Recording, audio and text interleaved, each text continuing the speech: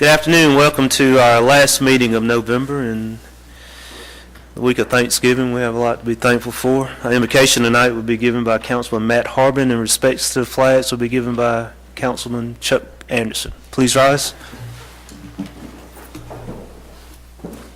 Let's pray. Dear Lord, as we gather tonight for our city council meeting, we have a lot to be thankful for. We're thankful that we live in a country that celebrates Thanksgiving. We're thankful for the military in harm's way tonight, protecting that freedom, and we ask that you protect them. We're thankful for our firefighters and our police that protect us on a daily basis, and some of them are here tonight. We're thankful for our city leaders and all our city employees that provide services to all of our citizens. We're thankful for our city council that tries to make good decisions for our great city.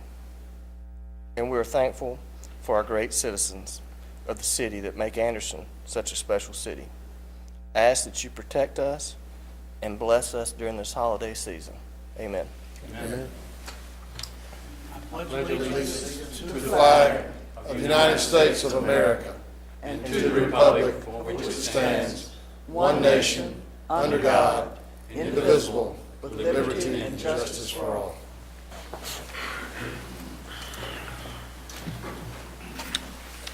We have a couple of recognitions before we get into the body of our meeting, and I'm going to ask Assistant Chief Bratcher to come up and recognize some of our firefighters.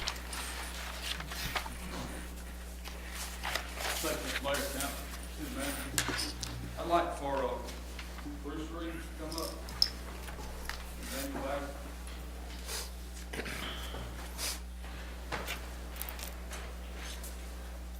On August 25th, Anderson firefighters were dispatched to a motor vehicle accident involving a motorcycle.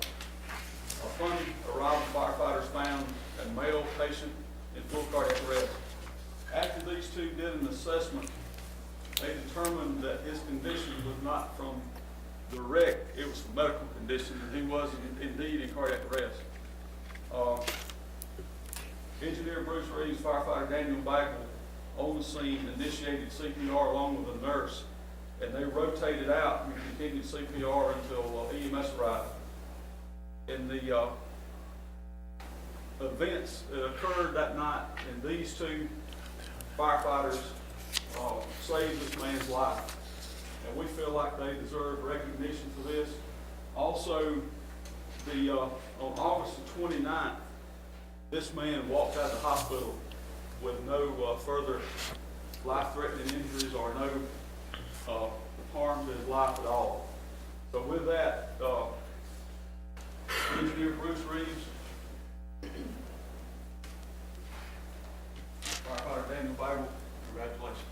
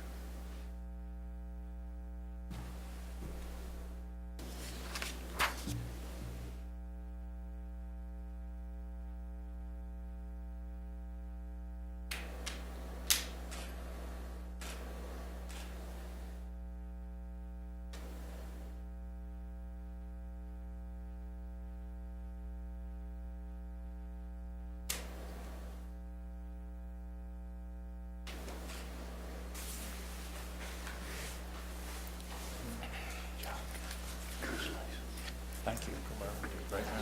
Thank you so much. Congratulations. Good job. Congratulations. Thank you, Dan. Thank you. Good job. Thank you, Bruce. Great job. Congratulations. Thank you. I want Bruce to pull me out. This big boy.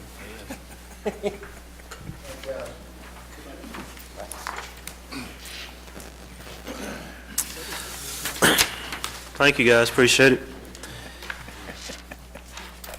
Our last recognition, I'm going to ask our downtown manager, Arlene Young, to come up and tell us about a grant award that the city just won called 10 at the top, but it was a Elevate Upstate grant. Ms. Young. Thank you, Mayor and Council.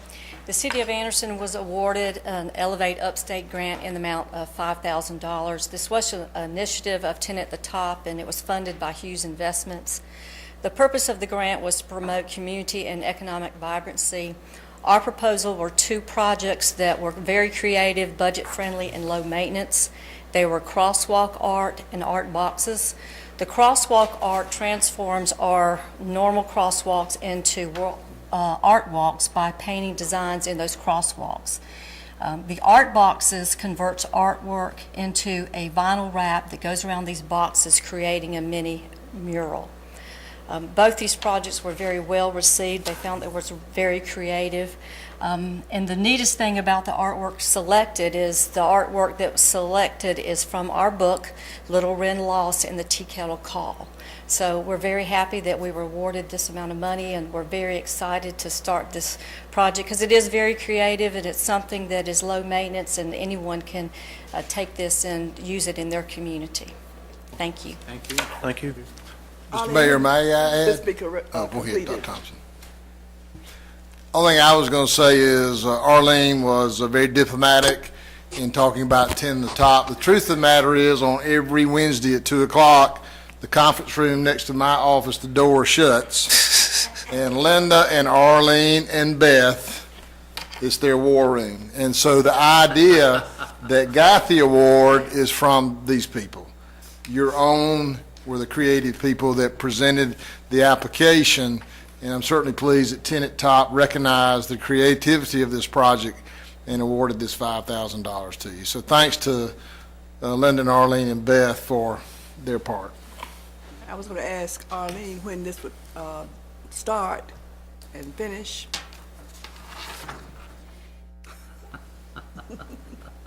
Both of these projects need to be applied when weather cooperates with us, so in the warmer temperatures, so spring. Congratulations. Thank you. And I would also add, I mean, this is, and this council has supported 10 at the Top, and there were 31 applications for this grant, and there were 3 awards. The city of Seneca and the city of Greer also won. So, and actually, the grant was funded through Phil Hughes, a developer in Greenville, and he was very excited about some of the things that we have going on down here in Anderson. So it's a good thing. It's a very good presentation. Mr. Roberts? I think this shows us what kind of good employees the city has by their actions. And I see it every day, and people tell me about it every day. So that's a Thank you, big Bud. plus for us. I agree. Thank you. Great. My minutes of the October 28th meeting were distributed. Are there any corrections or additions to the minutes? Not hearing, do I have a motion So to moved. approve? We have first by Mr. Roberts, second by Mr. Chapman. All those in favor say aye. Aye. Opposed? The minutes of October 28th have passed unanimously. We have no old business, so we'll move directly into our new business. Our first item of new business is request consideration of a referral to the Planning Commission, a petition to rezone 907 North Main Street and adjacent parking lot from NC Neighborhood Commercial to GC General Commercial. Mr. Moore. Mr. Mayor and Council, this is a referral, and as I like to remind everybody, it's the beginning of the public process. Usually at this stage, we don't even have the plans for the development itself. So again, it begins the public process. If the developers proceed, then they would present the plans and so on. This is the Sun Trust Building on the corner there of Blakely and Main, and there is being consideration by the owners to have a radio station, and therefore the rezoning is necessary to have a broadcast antenna. Now again, what that's going to look like until we get those plans in as part of the public process, we don't know. So we would certainly at this stage, as we always do, we'd recommend that you refer this to the Planning Commission so that all the plans that your staff and the commission can evaluate that and make a recommendation on December 3rd.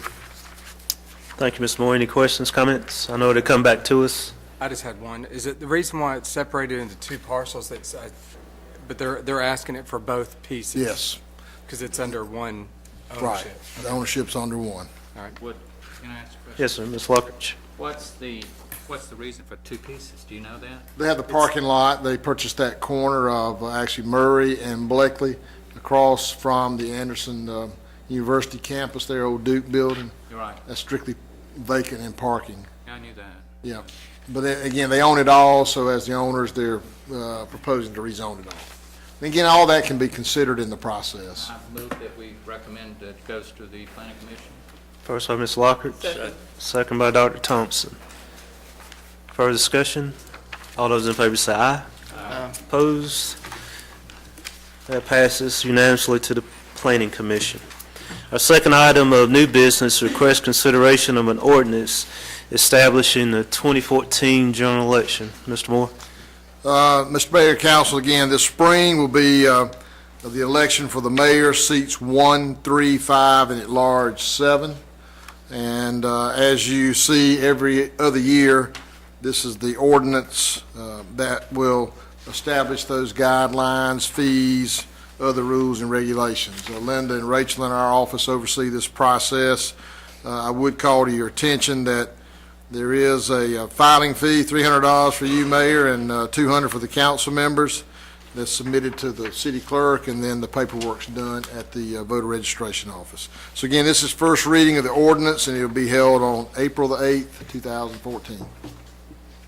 Any questions, comments? I make a motion we accept it on first reading. First by Mr. Chapman, second by Mr. Roberts. Further discussion? All those in favor say aye. Aye. Opposed? It passes unanimously on the first reading. Our next item of new business is request consideration to purchase a training simulator for the police department. I'm going to make a couple of comments, but I'll ask Chief Stewart if he's already made his way down. But let me, on a big picture sense, I appreciate the work that Chief Stewart and his people do, especially with the Drug Enforcement Administration. We remember the last time we were here, and part of tonight will be this and some cars if you approve those. That work has generated some revenues for the general fund and really boosted our movement in the police department. What this is a simulation. And again, I'd like to thank a number of the council members and Chief Stewart set up a demonstration where we actually had the simulator here. It's life-size. I mean, it's pretty realistic for the officers to train in. It does reduce a lot of our costs of travel and training. And again, Jim can talk about those things. If you do approve this, and I would certainly recommend it, the cost is $55,968, and we believe it'd be well worth it for our police officers. It is training for firearms, like on the range, other things they use, but even down to the details of our certified detention officers will have training in case there's issues in a detention facility where they may find it necessary to do that type of work. So, Jim, do you want to add anything to that?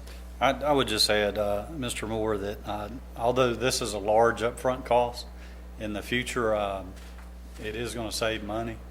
As of January 1st this coming year, we will start sending our academy graduates to Columbia, and we have to provide 500 rounds with each one of those students. This would be a technology that's available to us where we could train using a shooting range indoor. Not saying we're doing away with totally ever going to qualifying. We'll still do that as per the state minimum qualification, but it's a technology that would help us electronically. Not only that, as like Mr. Moore said, but our detention folks that use the taser. Currently, to qualify every year with the taser, we have to actually shoot at a target, qualify the same as we do our weapons. Those are $18 a cartridge, and that would save the cost of that by electronically having that. But more than anything, it would be the experience the officer gets. Pretty much almost the same screen as what we have here in the council chambers. There would be 3 of those. It's a very lifelike scenario. We'll be able to tell how the officer does in that situation verbally and physically. Great. Any questions of the chief? Could you elaborate a little bit on the source of funding for this project? This is a program we started approximately 2 to 3 years ago with the Drug Enforcement Administration Task Force. We have one of our officers embedded in that task force right now, and with every case that's made, predominantly in the Upstate, Anderson, Oconee, Pickens, Greenville, Spartanburg, the city receives a share of the seized property, and at this time we've assessed a sum of money, and this is not new to us. This project here, we've went after South Carolina Department of Public Safety for a grant the last 2 years, asking for this kind of technology. Mr. Chapman? I have more of a comment. I mean, I was unable to make the demonstration, but you left the CD for me, and I watched it, and I was amazed that the technology, the way it's used, that it allows the officers to use their own service weapons and, without live fire, but it has the recoil and all that. I mean, it's just, but from what I read too, is that they'll be able to do, video, or it's going to be tied into real scenarios within Anderson? Yes, sir. They'll actually come out in video. We can use the council chambers, the courtroom. We'll partner with District 5 to actually use our own school buildings, partner with some of the local, maybe the hospital, so the officers will be familiar with the environment. Excellent. That's a great idea. Anything else? Real quick, Mayor. Mr. Harbin? At the afternoon that you provided, that we got to see a lot of different things, and it was very impressive what it all did. There was other agencies there. Would we share this with them, or were we just invited them to look at it, or? As we always partner, we appreciate that kind of interaction, and we would open that available to the sheriff's office or small towns. We would partner with their training officers also, so we're not tiring our personnel up all the time, but sure, we would glad to partner with their training officers too to use this technology. I think that's a good thing. Ms. Lockridge? When I first saw this, I thought, if you have a simulator, typically what happens is that you get used to the videos. But somebody answered that question, because the videos actually change over time, and you can have a video of anything and everything within the city of Anderson. I think it's a wonderful idea, and I move that we adopt this simulator. First by Mr. Lockridge. Second by Mr. Harbin. Further discussion? All those in favor say aye. Aye. Opposed? It passes unanimously. Thank you, Chief. Thank you, Chief. Appreciate the job you're doing. Moving on to item number 4, and that is request consideration to purchase 3 vehicles for the police department. Mr. Moore and the Chief again. Yes, thank you. This is 1 Tahoe and 2 Dodge Chargers. This will be for the Special Operations Division. The funding source will be the same as for the simulator. I didn't think the Chief mentioned, but I believe last time, Chief, we had somewhere in the neighborhood of, I'll let him address how much we had in funding, and you bought some vehicles. So we've been using those funds to beef up different things and needs in the department. But again, these were originally purchased in 2004. They still are operable and may be better than some of our other vehicles within the city, so we'll send those over to Public Works. They'll be evaluated if they can be used in Public Works, or even the fire department's got a couple things that we need to get offline. So again, a good opportunity, sort of like we did in utilities, if y'all remember, to be creative on our capital. We let the utilities, which is a stronger fund than the general fund, buy equipment before its deadline. So put new on, and then their stuff, their backhoes and things got passed down to Public Works. So we're always trying to look at these opportunities to bring new stuff in, and if the other is still serviceable. But in the end, 3 vehicles will come offline somewhere throughout the city if these are better than what we have. So we recommend that all these are state contracts. The Tahoe is from Love Chevrolet in Columbia at $26,323. The Dodge Chargers are the same price you approved a few weeks ago. For some others, they'll come from Butler Dodge in Buford, and the total for 2 of them is $43,218. Again, if you have any questions or specifics of the Chief, we can answer those for you.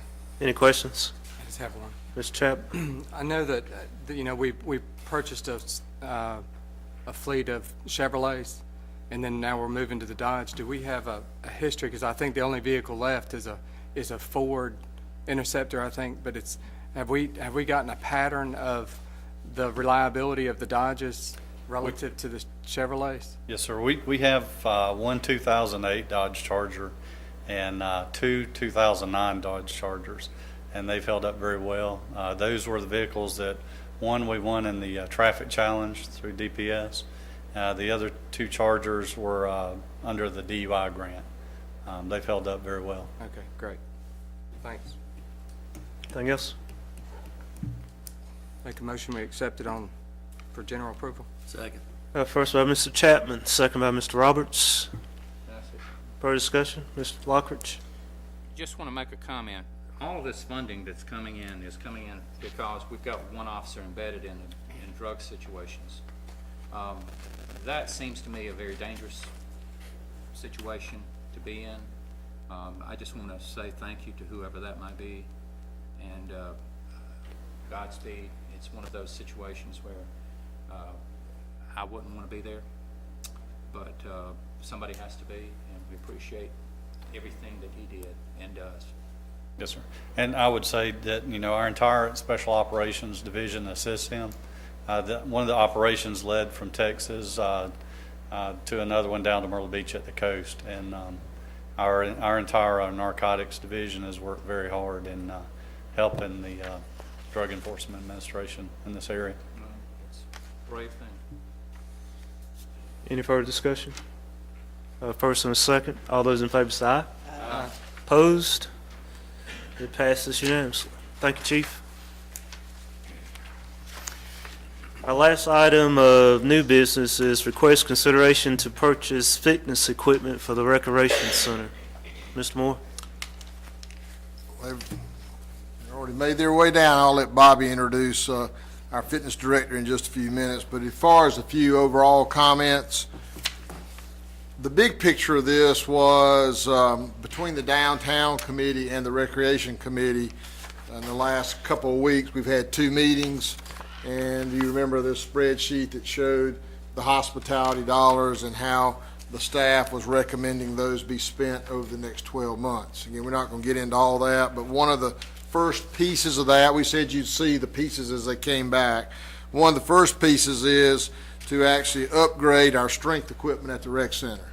And you may remember also last year you upgraded the cardio.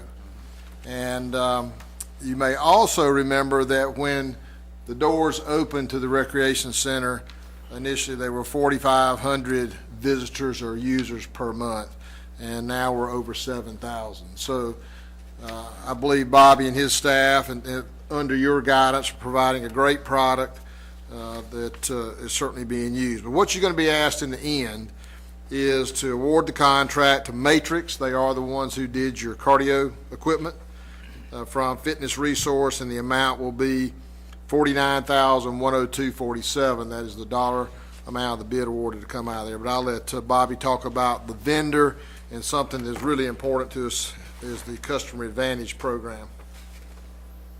Thank you, Mr. Moore. Council, as Mr. Moore said, we did upgrade our cardio equipment in April. We bought 22 pieces. Matrix was the choice that we chose. They were not the low bid, they were the middle bid, as they are with the strength equipment. We did tell you at that time we'd like to come back to upgrade our strength equipment because it was purchased in 2006, the majority of it. When we opened the building, there were 3 pieces that were donated by BASF, and we wanted to upgrade after we hired a fitness wellness coordinator, which I have with us, Julia Petty, who came on board in August, and she's been started classes. She's doing fitness orientations, wellness evaluations, and helping our members. So made an impact. And one of the things that I wanted this person to do, whoever filled it, was to see what the needs were of our membership, what would fit best. And she did a lot of research, a lot of homework. So if you're asking about specific machines, she can tell you a little bit more than I can. We wanted to do this because we have 2 pieces that what I call the old universal type machine. They're larger pieces, take up a lot of floor space, and we wanted to replace those with individual type machines that would give us more space, more opportunities for different muscle groups to be used with exercise. Also gives us opportunity to provide circuit training classes and some of those kind of things. So one of the reasons we were happy with Matrix is their service. We're also a member of their Advantage program, Customer Advantage program, and which gives us quicker service, some parts that they give us in stock that we can replace ourselves, that we don't have to wait on an order. And so the recommendation is for us to, that we're presenting tonight, is to purchase 17 pieces of strength equipment in a total of $49,102.47, which comes out. That also includes a $1,000 trade-in on the equipment that we have now. So it's a turnkey operation. We would coordinate when they would pick that equipment that we have currently, at the same time bring in new equipment. So. Great. Any questions? I just have Mr. Chapman? None of this is plug-in. This is all, it's a manual, I guess. So Yes. warranty's not really an issue with, I guess, with as much with this. You don't have motors. You do have cables and some of those kind of things, but it's not like the cardio equipment where you have a lot of motors and electrical stuff. Bobby, did you say what you're gonna do with the old equipment that you're getting rid of?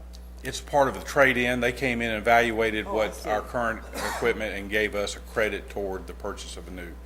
So the good thing is they come in with a group, take that equipment out as they are bringing in the new equipment. So we don't have any downtime. We don't have to worry about trying to store it and sell it or those kind of things. Bobby, Mr. Moore mentioned the membership increasing over the years. Is the membership category heavy in seniors, young, middle? 58% of our membership is what we call seniors, 55 and older. And so we do have a lot of older members and that's one of the reasons that we picked the Matrix equipment, because it's easier to get in, out. It's more designed for easy use, and also being able to learn how to use the equipment. The good thing about having Julia, if we have somebody that doesn't know, she can walk them through that. She has a new member orientation that people sign up for. She shows them how to program the machines, use the machines properly, and those kind of things. Great. Anything else, guys? Mr. Harbin? I'd just like to say thanks, Mr. Bevel, for, what you do with our recreation department, and how, I've been able to go down there quite a bit, and I have some extended family that use it daily, and I think it's a great thing for our community. And with that, I'd like to make a motion, Mayor, that we approve this. First by Mr. Harbin. Second. Second by Mr. Lockridge. Further discussion? All those in favor say aye. Aye. Opposed? Passes unanimously. Thank you, Mr. Harbin, for the comment, but I would tell you I have a wonderful team. I have some really great employees and take a lot of pride in what they do. But thank you. I'd just like to say welcome to Julie. Met her earlier. I thought she was about 12 years old when I met her. So Well, I did make a comment that about daughter or granddaughter, that either she looked real young or I looked real old.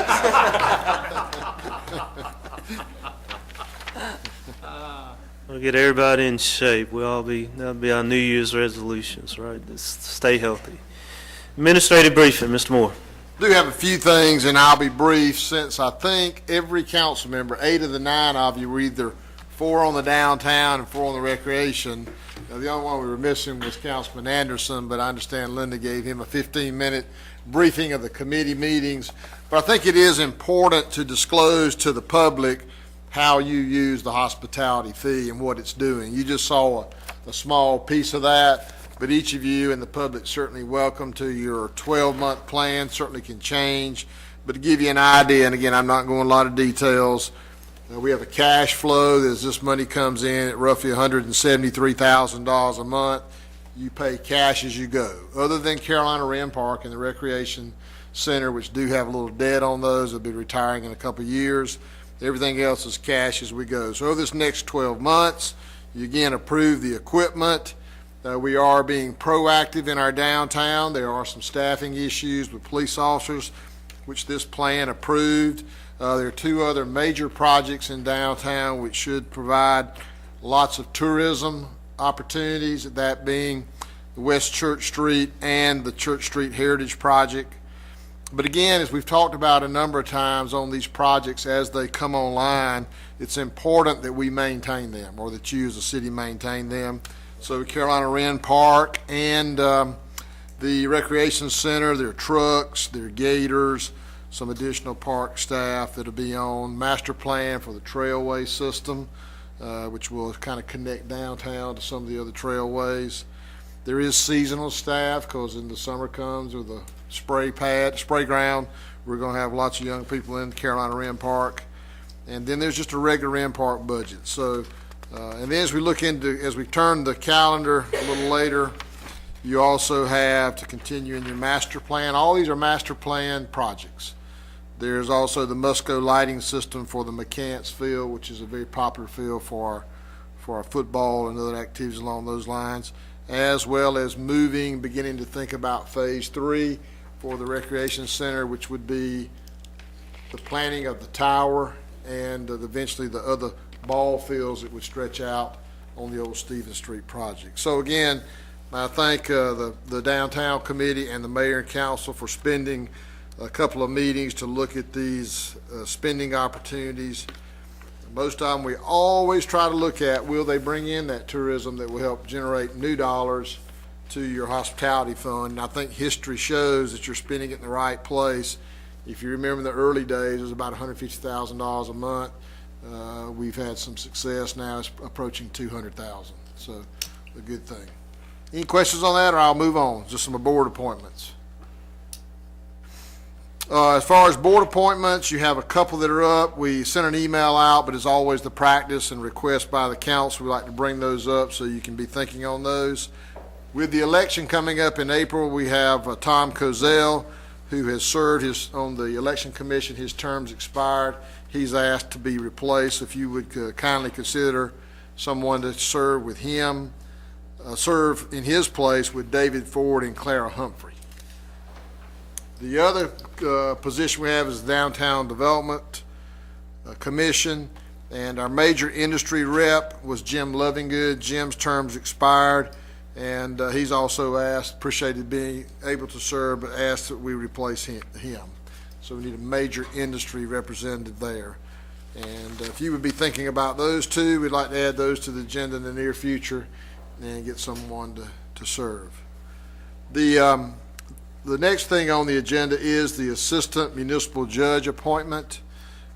We have provided via email a schedule. It is time to officially appoint the Assistant Municipal Judge. We are a little bit behind because of some other issues, but really what we'll do is start this process tonight by letting you know. And then we'll go through a process where we'll post it on the website, notify the county bar, municipal association, and any folks that meet the qualifications can put their name in the hat for consideration by you. The deadline would be the 20th of December. Then the qualifications will be submitted to the city attorney. He'll screen those and bring those back to the Public Safety Committee. And then the Public Safety Committee will make a recommendation to you by January. So hopefully you'll have someone appointed either at January 27 or February 10. So pretty quick process of either reappointing the current assistant judge or someone new. So that's the process that you put in place several appointments ago. Yes. Has Judge Welborn said whether or not he's wanting to be reappointed? He has. That's one of the first steps, is to ask the current sitting judge if they are interested in. Judge Welborn has expressed to the city attorney that he would like to be reconsidered. And this would be a term of how long and running from when to when? Well, again, we're a little bit behind, but it would be it would run through June 30th of 2015. Yeah, about a year and a half. Okay. Last thing before we ask you to go into executive session on a few things is as we wrap up November with the Thanksgiving holidays, You have a December calendar, and a couple things that are a little bit unique I'd like to call your attention to. In December, on the 4th and the 18th, we have a come if you'd like. We'll provide a light lunch, and again, as our creative people do so well, we have the dine and delve, and we're going to delve into some financial information about the city. And what we'd like to do, we'll focus on public safety. A lot of this will be kind of like we talked about tonight. It's about our manpower and most important, the capital needs that the city has. And maybe begin to be creative about how those can be done. I would also mention that in the first week of November, December, which is next week, on Friday the 6th, there is a finance committee. Peggy Maxwell, her staff, with the assistance of Green, Finney, Horton, did I get that right? The auditors have finished the audit. I'll go ahead and give you a preview. It's excellent, again. So you'll get that report, but you'll have David Phillips will be here to actually go over it with the committee. This is kind of part of the new auditing and accounting standards. The committee does it, and then the council sees it, so they have an opportunity to ask lots of questions, and it just doesn't get brushed over in the council meeting. So once you know you have some money, then you can come down and celebrate that night with a tree lighting and a holiday walk on Friday night on the square. And then the parade will be on the 8th, that's Sunday. And again, you'll see as we begin the process for the assistant judge on the 11th with the Public Safety Committee meeting. There's some other things on the calendar. I'll let you look at those at your leisure. But as the holiday season begins, there are a lot of things related to the holidays, but also a lot of things that are not, that we'll be working on. Mr. Mayor, if there are no questions or other comments, we do have 2 economic development matters in executive session, and we also have 1 contractual matter regarding the Highway 28 bypass water line in executive session. Thank you, sir. I would entertain a motion to go into executive session. So moved. First by Mr. Roberts. Second. Second by Mr. Lockridge. All those in favor say aye. Aye. Opposed? We stand in executive session.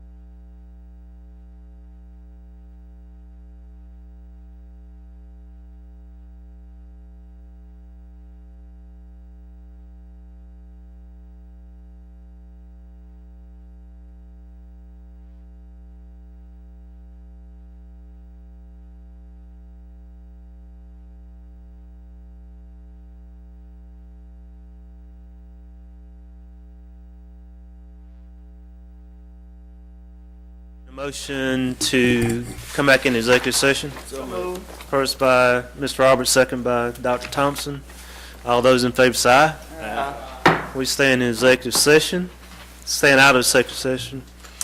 During executive session, we had a briefing on the contractor matter in regards to the Highway 28 bypass waterline project. The council instructed the city manager and various people that are associated with that to discuss the contractor matter with our provider, and they will give us a briefing on that once that discussion has occurred. We also had 2 economic development projects that council was briefed on very early in the stages of both of them, and we instructed our city manager to continue with those economic development possibilities. I would now entertain a motion to adjourn. So moved. First by Mr. Lockridge, Second. second by Dr. Thompson. All those in favor say aye. Aye. Opposed? We stand adjourned. Have a good Thanksgiving.